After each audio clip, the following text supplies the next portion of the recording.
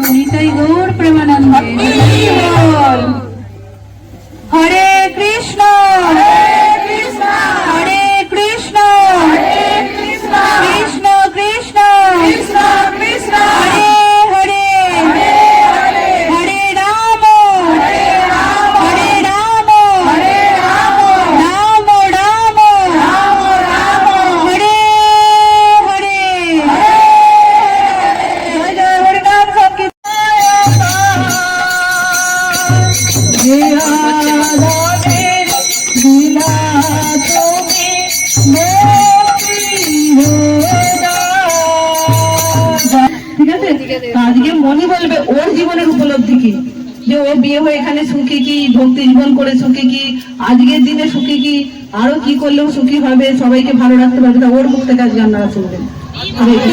Hot করে বলে দিয়েছে যে আমার জীবনের উপলব্ধি বলার জন্য।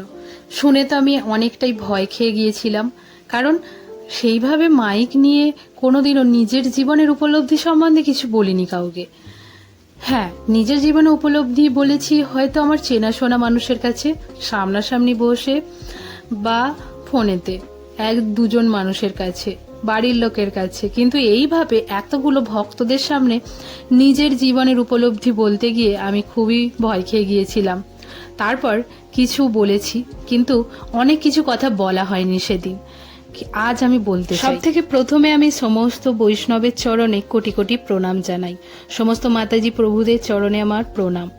আমার জন্মদিনে আমাকে অবশ্যই সবাই আশীর্বাদ করবেন আর আমাকে কৃপা করবেন, যাতে আমি আমার গোবিন্দের চরণে যেতে পারি, আমার রাধারানীর চরণে যেতে পারি।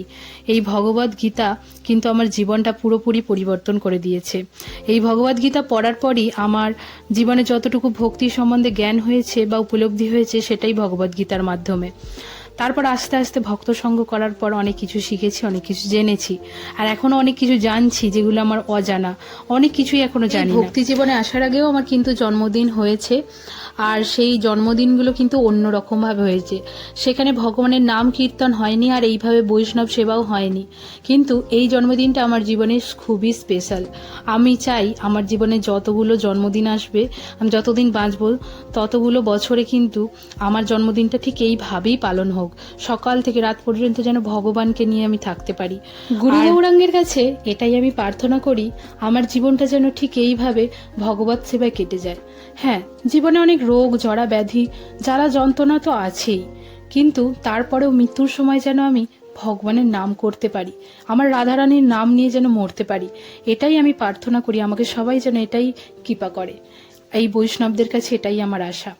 এই ভক্তিপথ এগোনোর জন্য আমাদের অবশ্যই ভক্ত সঙ্গ করা দরকার, কারণ ভক্ত সঙ্গর মাধ্যমে আমরা কিন্তু এই জড় জগতের বন্ধন থেকে মুক্ত হতে পারি। আর আমাদের এখানে এই যে আমার কাকিমা, সকলের মাতাজি, আমারও মাতাজি, কিন্তু আমি মাঝে মাঝে কাকিমাও বলি, কারণ খুব কাছের মনে হয়, নিজের মনে হয়, তাই বলি কাকিমা। ইনি হচ্ছেন আমাদের নামহট্টের মাথা বা চালক যেটা বলা হয়। আমাদের এখানে নামহট্ট ইনিই চালান এবং আরো অনেক জায়গায় নামহট্ট চালান। কাকিমার যাই হোক, প্রতিটা দিন কিন্তু কাকিমা নামহট্টে যায়, এমনকি রোগ, জ্বালা, জ্বর, ব্যাধি যাই হোক সমস্ত দিন যায়। একদম যেদিন পারে না, মানে বিছানায় পড়ে যায়, সেই দিন ছাড়া এমন কোনো দিন নেই যে কাকিমার নাম হট্টে যায় না। কারণ নাম হট্টে সব মানুষরা কাকিমার আশায় বসে থাকে যে আজকে আমাদের নাম হট্টে হবে, অর্থাৎ ভগবানের সম্বন্ধে আজকে আমরা অনেক কিছু জানতে পারবো, আর নতুন নতুন জিনিস আমরা প্রতিদিন জানতে পারি কাকিমার কাছ থেকে। ভগবানের সেবা কিভাবে করতে হয়, সমস্ত আচার কিভাবে করতে হয়, আর কিভাবে আমরা প্রচার করতে পারবো, সমস্ত কিছু কিন্তু এই কাকিমার কাছ থেকেই শিখছি। তাই আমাদের মাতাজির চরণে কোটি কোটি প্রণাম। আর আমাদের বাড়িতে যে বৈষ্ণব সেবা দেওয়া হচ্ছে, এর জন্য সব থেকে গুরুত্বপূর্ণ যে ব্যক্তিগুলোর কৃপা বা ভালোবাসা আছে, সেগুলো হচ্ছে আমার মা, বাবা আর আমার স্বামী। এই মানুষগুলো যদি আমাকে কৃপা না করতো, তাহলে আমাদের বাড়িতে এত বৈষ্ণব আসতো না, আর এত ভগবত কথা হতো না, আর কিছুই হতো না। আমার জন্মদিন এত সুন্দরভাবে সেলিব্রেট হতো না, সবই এদের কৃপা। আর তাই এদের চরণেও আমার কোটি কোটি প্রণাম। হরে কৃষ্ণ হরে কৃষ্ণ কৃষ্ণ কৃষ্ণ হরে হরে হরে রাম হরে রাম রাম রাম হরে হরে হরে কৃষ্ণ হরে কৃষ্ণ কৃষ্ণ কৃষ্ণ হরে হরে হরে কৃষ্ণ হরে কৃষ্ণ কৃষ্ণ কৃষ্ণ হরে হরে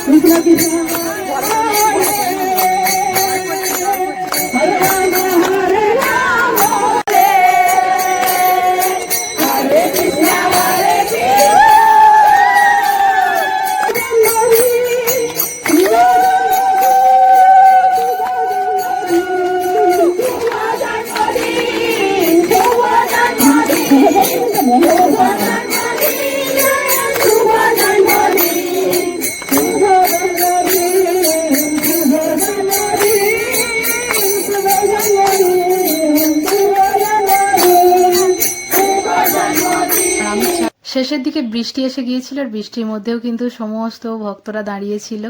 এটা খুব ভালো লেগেছে। আর এখন সবাইকে প্রসাদ পাওয়ানো হচ্ছে। সবার প্রসাদ পাওয়া হয়ে গেলে আমরাও প্রসাদ পেয়ে নেব। আর আজকের ভিডিওটা এখানেই শেষ করছি। হরে কৃষ্ণ, হরি বল।